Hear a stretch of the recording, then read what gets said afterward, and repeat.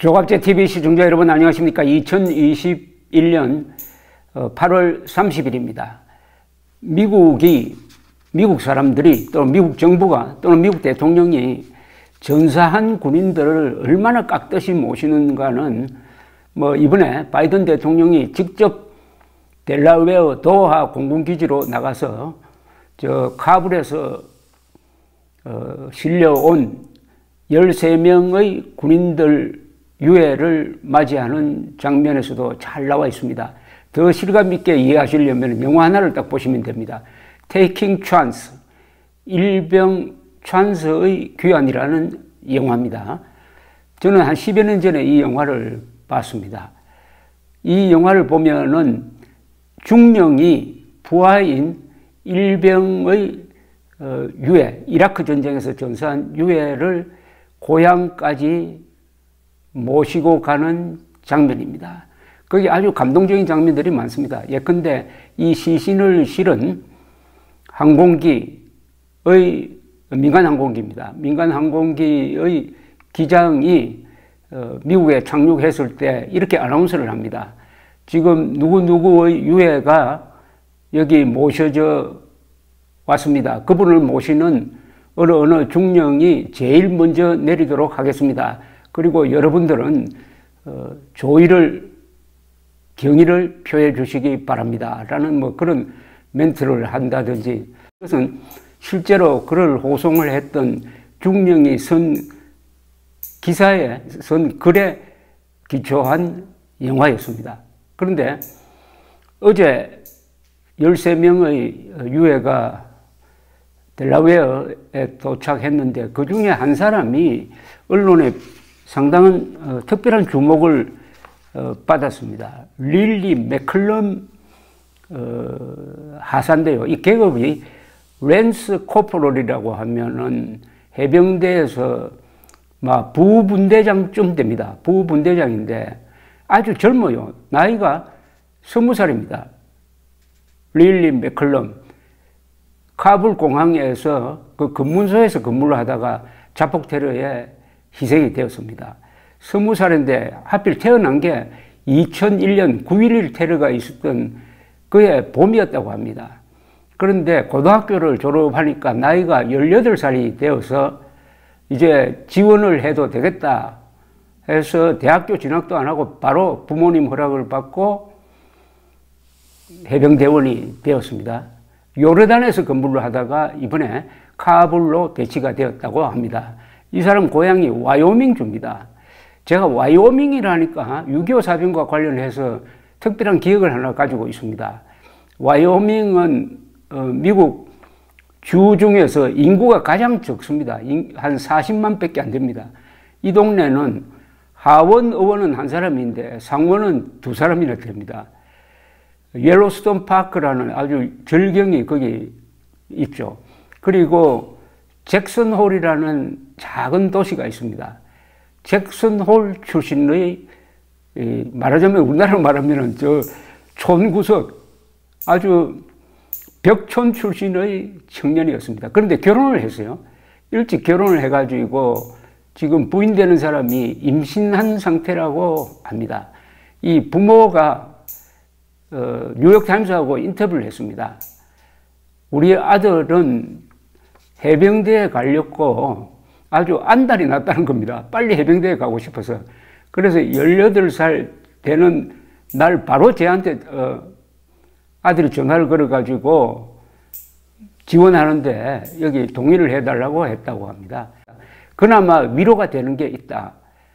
다른 사람을 돕기 위해서 일하다가 죽었다는 점에서 위로를 받는다라고 했습니다. 그런데 이 가족이 어제 델라웨어 도버 공군기지에서 바이든 대통령과 만났습니다.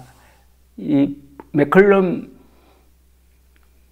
하사의 아버지 그리고 누나 한 가족이 다 갔다고 합니다. 그런데 가족들이 바이든 대통령과 이야기하다가 그 방에서 나가버렸답니다. 단 한 사람만 빼고 부인, 그 임신한 부인만 빼고 나머지 그러니까 아버지하고 그 부인의 그러니까 올케가 되죠. 이 맥컬럼 뭐 누나 되는 사람들이 방을 나가버렸답니다. 왜 나갔느냐?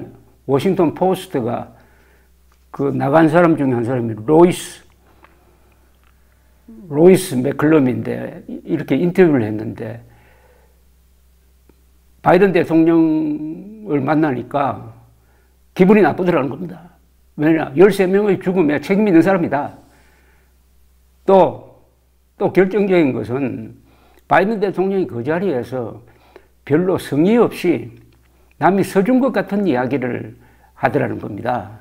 무슨 이야기를 했느냐 하면은 바이든이 자기 아들 이야기를 또 꺼내더랍니다. 아들이 이라크 전쟁에서 근무를 하다가 돌아와서 뇌종양으로 2015년에 죽었습니다. 그 이야기를 하니까 상당히 좀 엉뚱했다는 이런 뉘앙스의 이야기를 했습니다. 바이든은 참 가정사가 상당히 사고가 많은 집안입니다. 그 72년이죠 아마. 이분이 상원의원에 최연소 상원의원으로 당선된 직후에 부인이 자동차 사고를 만나서 부인과 딸이 죽었어요. 그리고 장남도 뇌종양으로 죽었습니다. 바이든 대통령이 이런 이야기를 이 참사 현장에 가서 좀 너무 자주 이야기를 합니다. 저 플로리다에서 콘도미니엄이 무너져가지고 100명 이상이 죽었는데 그 현장에 가서도 아들 이야기를 꺼내고, 그리고 며칠 전에 13명의 미군 전사 뉴스가 들어온 이후에 기자회견을 하면서 그 동감을, 나도 같은 고통을 겪었다 하는 이야기를 하면서 또 아들 이야기를 꺼냈습니다. 아들이, 그런데 사실은 뇌종양으로 죽은 것하고 이번 전사하고는 비교가 되지 않지 않습니까? 바이든은 이라크에 아들이 근무를 했다. 그런데 돌아와서 뇌종양에 걸린 것도 그 근무 때의 스트레스와 관계가 있지 않겠느냐, 뭐 이런 식으로 이야기를 했는데, 그걸 똑같이 아마 되풀이한 모양입니다. 그래서 오죽하면은 그 방에서 나와버렸겠습니까? 미국 사람들이 이 전사한 군인들에 대한 예우를 하는 걸 보면 참 조용하게 합니다. 뭐 어느 나라처럼 그 가족들이 항의하지도 않고 조용하게 하는데, 이 경우에는 아마 참기가 참 어려웠지 않나. 그렇다고 뭐 소리 지르고 나온 것도 아니고 조용히 나와버렸다고 합니다. 바이든 대통령이 여러 가지로 지금 스트레스를 받고 있는 것은 이해가 갑니다. 만약 바이든 대통령이 어떤 예측 능력이 있어가지고, 또는 정보 판단 능력이 아주 탁월해가지고 2,500명의 미군을 아프간에서 철군한다고 내가 발표를 하면은 6개월 뒤에 아프간이 무너질 것이다. 무너지면은 그 철수 과정이 아주 참혹할 것이다. 75년 4.20이 무너졌을 때보다 더 아주 비참한 또는 아주 부끄러운 철수 장면이 벌어질 것이다. 한 체제가 망하는 데는 절대로 곱게 망하는 법이 없다. 이 정도로 예측을 했다면 아마 지난 4월에 철군 발표를 안 했을 것이라고 생각합니다. 참 인간이란 게 아무리 미국 대통령이지만은 5달, 6달을 내다보지 못한다는 겁니다. 그런데 막강한 정보기관이 있어요. CIA, 국방부. 그런데 CIA, 국방부가 국무부도 마찬가지지만은 바이든 대통령에게 9월 11일에 맞춰가지고 철군 발표를 해서는 안 된다는 반대 건의를 했다고 합니다. 이걸 바이든이 이른 지하에 거절했습니다. 그러니까 이번 사태에 대해서 누구한테 책임을 돌릴 수도 없어요.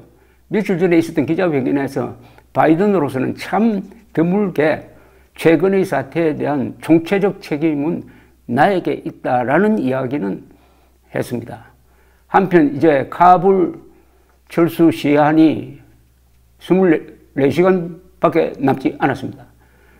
마지막 20년 전쟁의 마지막 이틀입니다. 바이든 대통령은 철군만 생각했는데 이 철군이 패전으로 귀결될 줄은 차마 몰랐던 거죠. 이 높게 올라갈수록 정보가 가장 중요합니다. 정확한 정보 판단이 중요합니다. 그렇게 하려면은 대통령 앞에서 거침없이 이야기할 수 있는 부하들을 두어야 합니다. 정보 판단을 거르치면 나라가 망합니다. 작전 실패는 한 전투가 망하는 거지만은 정보 판단의 실수는 나라의 붕괴, 한 군대의 멸망으로 이어진다는 겁니다. 우리나라에서도 대통령이 정보 판단을 잘못해가지고 나라를 그르치고 본인도 참 상처를 받은 예가 몇 번 있습니다만, 어제 이 카불 공항을 향해서 누군가가 5발의 로켓을 쏘았다 그럽니다. 그런데 미군이 그 5발을 다 요격을 했답니다. 사드식으로 날아오는 미사일을 5발을 다 요격했다니까 미국의 그 군사 기술은 알아줘야 합니다. 그래도 비행기 한 대 없는 탈레반에게 졌습니다.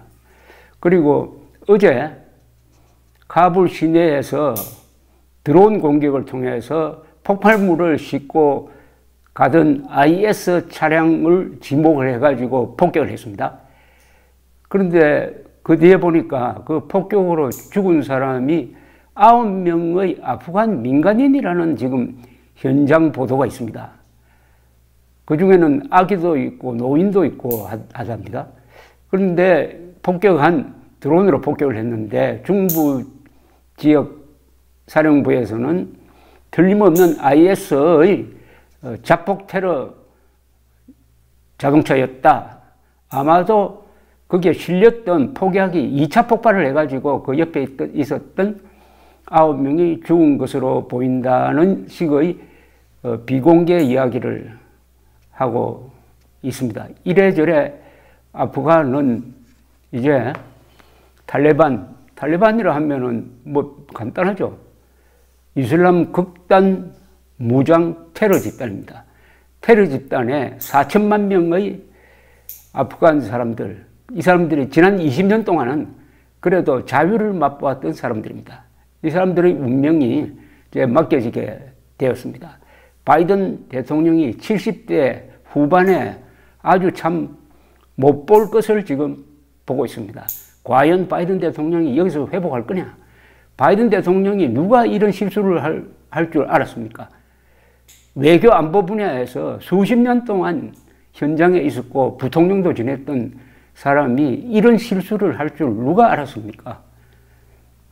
권력자의 오만과 허영심이 어떤 참화를 부르는지 실시간으로 우리가 지금 지켜보고 있습니다. 감사합니다.